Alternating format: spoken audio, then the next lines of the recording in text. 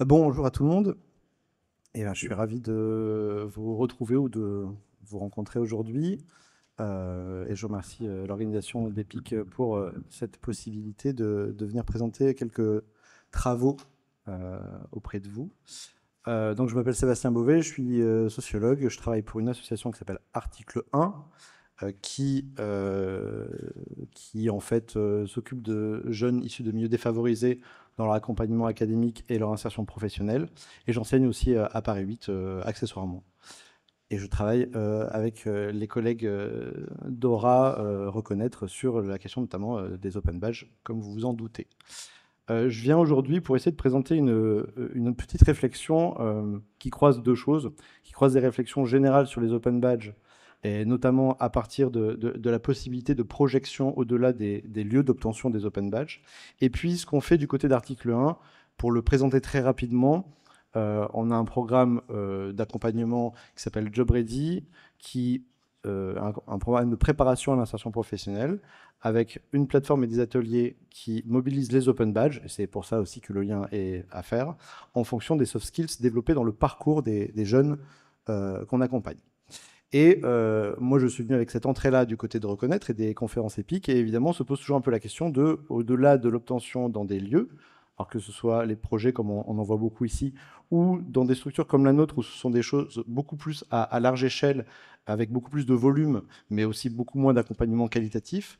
Qu'est-ce qui se passe au-delà? Et c'est ce que j'ai essayé de présenter aujourd'hui. Je n'ai pas besoin de faire une introduction très forte sur les open badges et ce que c'est, puisque je pense que tout le monde est très au courant. Mais l'idée, c'est de se dire, voilà, au-delà du succès d'estime en général qu'on peut retrouver au sein des projets, qu'est-ce qui se passe ensuite? Quelles sont les valeurs d'usage, voire les valeurs d'échange ultérieures? Et donc, le fil conducteur de l'intervention, c'est un petit peu voilà, la reconnaissance qui s'associe aux open badges assez facilement, comme c'est la culture du côté des piquets de reconnaître. Après, il y a la question de la légitimité, qui est une question un peu plus sociologique. Et finalement, la légitimité va intervenir d'une certaine manière, pour le dire très vite, un peu en réception de cette question de reconnaissance. En réception aussi des parcours, au-delà même de la possibilité de construction d'une reconnaissance. Et c'est ce que je voudrais essayer de poser, c'est vraiment des réflexions très exploratoires et surtout basées sur un matériau empirique qui est aussi lui-même en exploration, je m'en excuse par avance. Deux éléments pour, on va dire, redoubler cette question-là. La question des croyances et la question des logiques sociales qui sous-tendent tous les processus de légitimation. Les croyances qui sont évidemment au cœur de ce qui peut construire un modèle social et les logiques sociales qui sont observées par les sciences sociales en général et par la sociologie en particulier, qui essaie de comprendre comment les comportements se différencient, comment des représentations se créent et éventuellement des rapports de domination. Et donc aussi vis-à-vis, y compris des processus pleins de bonnes intentions, des possibles inégalités sociales. Donc deux matériaux que je vais mobiliser, mais encore une fois, ce sera très rapide. D'abord, ce qu'on a pu faire avec les collègues Kevin Moisan et Bastien Rollin dans l'enquête sur les open badges dans le cadre de la rédaction du second livre blanc qui est donc construit désormais. Et puis, une exploration en cours des données de la plateforme JobReady dont je parlais tout à l'heure, en essayant de comprendre comment se passent les comportements. Et en fait, finalement, ma présentation, puisqu'elle est exploratoire, va un peu suivre ce déroulé. D'abord l'enquête, alors pour les personnes qui sont loin du livre blanc ici, on a, après la rédaction du premier livre blanc, on a diffusé un questionnaire auprès d'environ 600 acteurs francophones, on a obtenu 93 réponses, principalement des associations, puis de la formation pro, des universités, des collectivités territoriales et assez peu d'entreprises, et puis encore d'autres types d'acteurs qu'on a regroupés. Et finalement, ce qu'on peut en déduire de ces réponses, c'est qu'on a deux types d'interventions, de l'intervention sociale et de l'employabilité, comme on va dire, matrice de l'ensemble, de la majorité, disons, des acteurs et des projets concernés. On a posé évidemment plein de questions, je vous épargne le détail et rassurez-vous, il n'y aura pas beaucoup de slides à ce sujet, mais simplement pour dire que la formation occupe principalement les acteurs qui nous ont répondu, d'une part, et d'autre part que les soft skills, on s'en doutait un peu, mais c'est toujours bien de l'objectiver, de par leur essor et leur importance. C'est moi-même mon sujet de recherche principal, je le dis ici, c'est pour ça que j'en parlais peut-être un peu trop vite à des moments. Les soft skills ressortent comme la première dimension reconnue par les open badges dans les projets. Alors, j'apporte aussi une nuance, mais que je ne commenterai pas plus que ça, mais c'est intéressant de la rappeler. Malgré tout, les compétences techniques qu'on oppose souvent aux soft skills et pour lesquelles il y a un peu moins d'appétence quand on parle d'open badge, finalement, occupent quand même près de 2 tiers des projets, ce qui n'est pas inintéressant, je trouve. Mais ce ne sera pas l'objet, donc je ne développerai pas ce sujet. Les avantages des open badges, c'était une question assez clé parce qu'on évidemment, on a construit des catégories, on a formalisé beaucoup de choses. On a essayé de saisir un peu plus le grain qui était derrière les intentions des porteurs de projets des Open Badges. Et donc, dans le questionnaire, donc les personnes avaient la possibilité de choisir entre 1 et 3 items. On avait proposé une liste assez longue et très variée d'items qui devaient parler aux acteurs. Alors, donc, c'est les résultats qui sont sur la droite. En premier vient la valorisation de l'informel, puis la prise de conscience des compétences, l'employabilité, la valorisation des parcours, etc. etc. Enfin, voilà, la liste est là. Ce qui est intéressant quand on essaie d'avoir une deuxième lecture de ces données, c'est qu'on a l'idée de valorisation qui se retrouve dans 3 des 4 premières réponses, que ce soit la valorisation de la pratique, la valorisation liée à l'estime de soi et la valorisation du parcours. Et on se rend compte que les bénéfices pratiques, les outils, etc., pour les organisations, viennent quand même en bien plus loin. Enfin, l'employabilité qui se niche au milieu des 4 premières réponses, c'est une instance qui a une instance clé, là aussi, j'apprends rien à personne ici. C'est un lieu très investi par les Open Badges, un lieu très investi par les soft skills, et un lieu aussi qui vient en contrepoint de ce que les instances classiques de reconnaissance et de gratification, je pense aux diplômes ou aux expériences professionnelles à haute valeur symbolique ou à haute capital symbolique, comme diraient les sociologues, ont du mal à attribuer à tout le monde et où se joue beaucoup de logique d'inégalité sociale. Quels enseignements, en fait, à ce niveau-là de l'enquête ou de la réflexion, je ne vais pas vous faire le détail de cette slide-là, mais il m'a semblé qu'on pouvait confronter un triptyque de reconnaissance, bon, ça fait partie de la littérature, entre la reconnaissance pour soi, par les pairs et par l'organisation, qui se recoupe en partie avec ce que Honnête construisait à peu près à la même époque, avec 3 modalités du rapport au monde qui sont, elles, plus liées avec une réflexion sur la légitimité, à savoir les croyances, les discours, les pratiques. Et finalement, peut-être qu'il y a un biais intellectuel là-dedans, mais on peut essayer de croiser les deux en se disant qu'il y a une reconnaissance pour soi qui s'appuie sur des croyances en ses capacités, qui a une sorte de point de départ. Et c'est vrai que c'est beaucoup mobilisé dans les projets autour des Open Badges. Une reconnaissance par les pairs qui va plus loin et qui peut commencer à aller vers le lien communautaire, c'est-à-dire rencontrer, pouvoir échanger, pouvoir se reconnaître au sens un peu visuel du terme, avec des personnes qui ont les mêmes badges ou des personnes ou des structures qui reconnaissent les Open Badges. Et après, par l'organisation, et c'est là où peut-être la difficulté se crée, c'est que la reconnaissance par l'organisation, elle réussit dans un certain sens quand c'est interne à l'organisation qui délivre des Open Badges, mais l'organisation visée, qui peut être externe, qui peut-être ne mobilise pas des Open Badges, qui peut-être même n'en connaît pas l'existence, comment ça se passe pour être reconnu par elle. Et c'est là où se joue la question de la légitimité, puisque on bascule du côté de la réception d'Open Badges, qui n'est pas l'émetteur, qui n'est pas la source d'émission des Open Badges. Donc, ça amène à confronter à la deuxième partie, puisque finalement, le programme JobReady et l'utilisation des Open Badges, donc qui est JobReady, ça s'est sorti fin 2019, ça reposait sur cette idée qu'il fallait trouver un consensus et avoir une diffusion massive d'Open Badges pour en faire quelque chose d'accessible et opérer un plaidoyer auprès des entreprises, auprès des acteurs publics, d'autres associations, etc., etc. On a été sur une approche assez macro, avec donc tout ce qui va un peu avec les qualités et les défauts, hein, tout n'est pas parfait, loin de là, évidemment, avec un répertoire qui a essayé d'être consensuel, qui est plutôt pratico-pratique, qui propose 45 soft skills différentes, et avec, on va dire, des ateliers présentiels, mais j'en parlerai pas forcément beaucoup aujourd'hui, et surtout une plateforme où, pour l'expliquer, l'individu raconte une expérience à partir d'un chatbot, et ce chatbot, à partir des réponses aux différentes questions, va induire des possibles soft skills mobilisés dans cette expérience. Et la dernière étape, c'est que l'individu à qui on propose une série de soft skills, les principales, on va dire, choisit ou non d'en valider quelques-unes. Alors, il les choisit et il s'auto-évalue dans un premier temps, et il obtient un Open Badge. Et dans un deuxième temps, s'il le souhaite, ce qui est, et ce ne sera pas étonnant, j'y reviendrai un petit peu plus tard, plus difficile, il peut aussi procéder à une hétéro-évaluation, c'est-à-dire contacter des personnes de la même expérience vécue. Donc, par exemple, j'ai fait un stage dans l'entreprise X, je m'auto-évalue sur certains badges et je recontacte mon ancien référent de stage pour confronter sa représentation de ses compétences à ce que moi, je pense avoir mobilisé. Et donc, c'est la manière, on va dire, de faire gagner le badge en puissance, c'est-à-dire par sa collectivisation, avec d'autres personnes qui viennent dans la validation de ce badge. Donc voilà, pour pour le décrire très rapidement, le principe.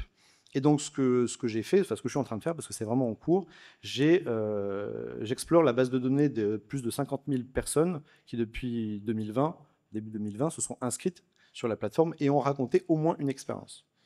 Donc, en racontant une expérience, automatiquement, on a des données sur la nature des expériences. Et ça m'intéressait d'un point de vue sociologique, puisque finalement, c'est une source de captation du monde social.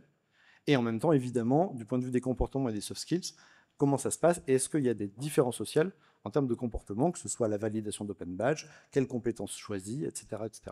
Et donc, en croisant ces deux aspects, donc qui est en cours, on peut aussi réfléchir aux questions de reconnaissance et de légitimité. Alors, j'ai repris un tableau de données, mais évidemment, je ne vais pas en faire le détail, c'est simplement pour avoir la source sous les yeux.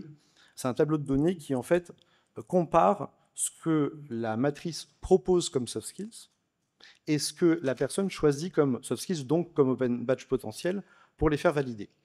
Ce qui m'intéressait, c'était de me dire, est-ce qu'on a une relative proportion, une relative logique, c'est-à-dire plus les open badges sont proposés, plus ils sont choisis, parce que l'individu a quand même beaucoup de marge, pour le dire très rapidement, parce que ce n'est pas forcément évident.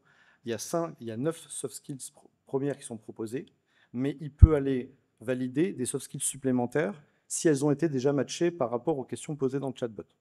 Donc, si l'individu ne se reconnaît pas dans ces 9 premières soft skills, mais qu'il estime quand même avoir développé d'autres soft skills, il peut aller voir plus loin et peut-être trouver éventuellement d'autres soft skills.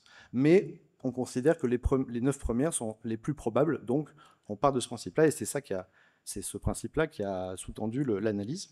Et donc, ce qu'on compare, alors ce qu'il faut saisir là, je ne sais pas si j'ai quelque chose pour... Non, je n'ai pas du tout. Hein, pas de...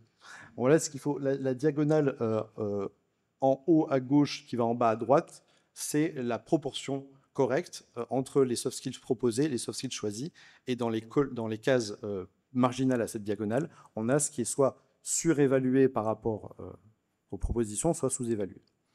S'ajoute à ça, c'est pour ça que le tableau est un peu complexe, mais après, ce sera plus intéressant. J'ai quand même voulu essayer de repérer les soft skills qui quand même sont un peu moins évaluées malgré le fait qu'elles soient beaucoup proposées, beaucoup choisies, et inversement. C'est pour ça qu'il y a des lignes en caractère gras et d'autres en italique. Bon, ça, c'était ma petite cuisine. Ce qui est important à retenir, c'est que une fois qu'on a ces éléments-là et qu'on se dit, tiens, dans le comportement ordinaire, on a une relative proportion, est-ce que socialement des choses se jouent? Et donc, est-ce que ça veut dire que plus tard, ça induira des difficultés à se faire reconnaître et donc à être légitime? Parce que c'est ça la question de départ.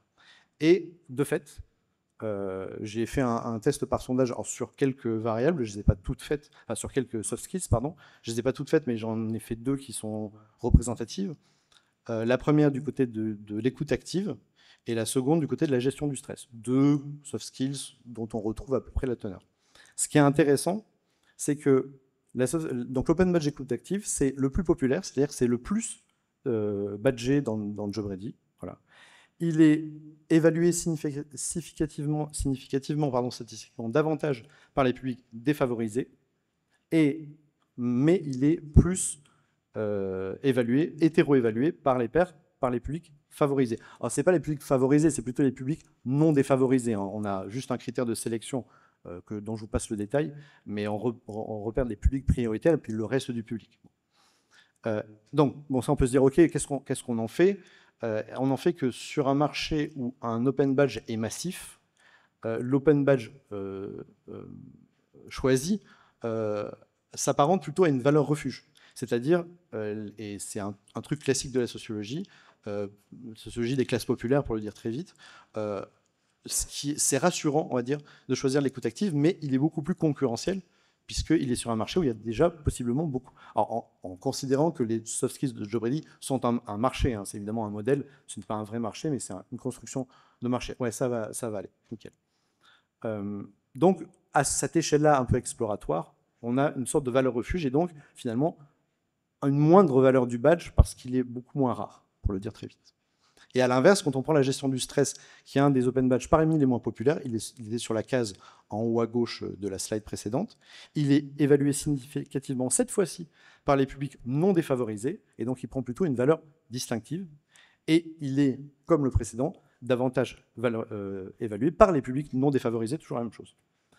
Donc oui, je ne suis pas revenu sur ce point, mais ce qui est important à se dire aussi, c'est une chose sur laquelle on travaille parce qu'on est embêté avec ça, c'est-à-dire que l'auto-évaluation, ça se passe à peu près bien, Mais quand on passe à l'hétéro-évaluation, évidemment, il y a des barrières. Et là, il faut se rappeler de la différence entre obtenir un open badge et être confirmé dans un contexte bienveillant au sein d'un projet, au sein d'un programme d'accompagnement, où tout est interne, et ne serait-ce que faire appel à une expérience qui, malgré tout, aura tout à fait pu être positive, et avoir du mal à se dire, mais en fait, est-ce que je vais recontacter le responsable que j'avais il y a 6 mois en badge, il y a 6 mois, pour le faire m'accompagner dans mon employabilité pour une démarche qui lui prend au fond qu'une minute, c'est-à-dire répondre à 4 questions sur une compétence.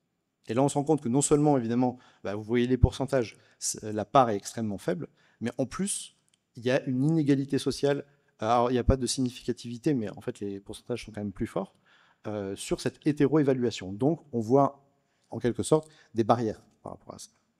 Je fais très rapide sur celle-ci parce que j'avais 3 minutes, j'avais oublié que j'avais aussi ces slides-là. Je me suis quand même posé la question de savoir, j'ai pris sur une autre compétence, s'il n'y avait pas un biais de présentation d'Open Badge aussi social. J'ai pris la compétence prise de décision, où on voit, alors, il y a 3 tableaux qui disent chacun ses étapes, mais je les dis rapidement. Le premier tableau, la prise de décision est posée comme une caractéristique empirique de l'expérience, c'est-à-dire quel a été votre niveau de prise de décision dans cette expérience que vous me racontez. On se rend compte qu'entre défavorisés et non défavorisés, les résultats sont identiques. C'est-à-dire que quand c'est au niveau de la structure entière, il y a le même pourcentage. Mon groupe, voilà, les pourcentages sont très proches. Donc l'expérience racontée n'est pas différenciée socialement. L'évaluation, donc qu'est-ce qu'on propose comme open badge? C'est la même chose. On voit qu'il y a 0,02% d'écart entre les publics défavorisés et non défavorisés dans la proposition faite par JobReady. Ça me fait un peu plaisir, ça veut dire que le matching fonctionne un peu bien, mais ce n'est pas l'objet ici. En revanche, l'obtention, donc le choix du badge prise de décision est quasi significativement, alors on est à 0,11 et pas à 0,10, donc bref, mais on peut dire que c'est la même chose. Les publics non défavorisés, là encore, choisissent beaucoup plus ce badge-là, qui fait partie des badges par ailleurs les plus rares dans le tableau précédent, et donc qui vient confirmer ce qu'on dit, c'est-à-dire il y a des formes de barrières possibles à ça, à cette valorisation de soi. Et donc, et c'est ma dernière slide avant la conclusion, ça plaide pourquoi? Pour moi, ça plaide pour un travail d'accompagnement, et pour le fait de dire que la création d'un marché des open badges est nécessaire, mais insuffisant face aux logiques sociales qui demeurent. C'est un peu une évidence sociologique, mais c'est bien de le dire. Surtout que le biais est qu'un public prioritaire, défavorisé, enfin on peut le dire comme on veut, peut tout à fait adhérer à une mécanique, à un dispositif sociotechnique. Alors on le voit dans JobReady, je l'ai mis là, mais j'aurais pu dire ça plus tôt, que les publics défavorisés ont en moyenne 5,19 badges contre 5,06 pour les publics non défavorisés, donc il n'y a pas de problème avec les open badges, ce qui est plutôt déjà une bonne chose, évidemment. Mais c'est plutôt sur les éléments badgés en particulier, le style et les pratiques, comment ce sera utilisé ultérieurement. On le retrouve sur JobReady avec un autre exemple où on a un passeport d'engagement qui est un peu spécifique aux expériences d'engagement, et on voit là encore que les publics non défavorisés le téléchargent plus souvent que le public favorisé. Alors on pourrait se dire, oui, bon, ok, qu'est-ce qu'on en fait? Enfin, on ne sait rien, il n'y a pas de vraie réponse. On a une dernière donnée, c'est l'export de ces badges sur LinkedIn, puisqu'on a cette fonctionnalité-là sur la plateforme, avec une forte incitation. Et là, ce qui est intéressant, c'est que le public de milieu défavorisé l'exporte davantage que les autres, et de façon significative. Et là, il y a 2 visions, je ne tranche pas parce que c'est en réflexion. Soit on a une vision optimiste, on se dit, il y a un effet de l'accompagnement. C'est-à-dire que comme dans les ateliers, pour ceux qui ont des ateliers, on leur explique ça, on leur explique que c'est important de valoriser leurs compétences, alors du coup, ils le font et ils sont sensibles à ça. Soit une vision plus pessimiste, c'est de dire, bon d'accord, mais est-ce qu'une fois qu'on est sur une plateforme comme LinkedIn, est-ce que ce badge-là a une force par rapport à d'autres étiquettes et capitaux issus des diplômes, de l'expérience prestigieuse, de la taille du réseau, et ainsi de suite. Donc, la question reste ouverte, il faut aller plus loin. Donc, comme je l'avais déjà dit, je crois, en 2022, il faut faire de la recherche sur le devenir des open badges. Donc voilà, très rapide en conclusion. Ma conclusion était simplement de considérer qu'il fallait ajouter sur cette question de reconnaissance, et pour arriver à la légitimation, je pense qu'il faut arriver à saisir qu'est-ce qui va faire pour l'organisation d'arrivée une croyance qui va faire la boucle avec la croyance de l'individu ou du groupe, où évidemment, ce n'est pas strictement individuel, en ses capacités et en la reconnaissance des compétences mobilisées et possiblement mobilisables. Et donc, ça veut dire qu'il faut créer des repères institutionnels communs, et donc ça passe par un travail qui va beaucoup plus loin que la construction des open badges dans des projets, quand même c'est une étape absolument nécessaire. Mais on peut considérer que ce n'est qu'une première étape. et que le marché en est une deuxième qui n'est pas suffisante non plus. Donc, on peut continuer à travailler ensemble. J'espère pas été trop long et en tout cas, je vous remercie pour votre attention. Merci beaucoup, Sébastien.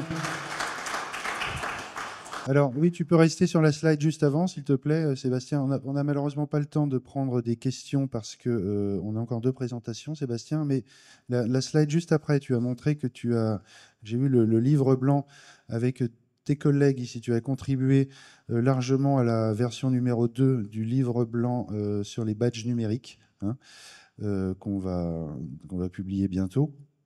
Donc, si vous voulez en savoir plus sur les recherches menées par Sébastien, ben, il est là. Tu es là aujourd'hui et encore demain, Sébastien? Non, qu'aujourd'hui. Non, qu'aujourd'hui, voilà. Vous pouvez aller voir Sébastien et lui poser des questions sur son travail. Merci à toi, Sébastien. Merci. Bien.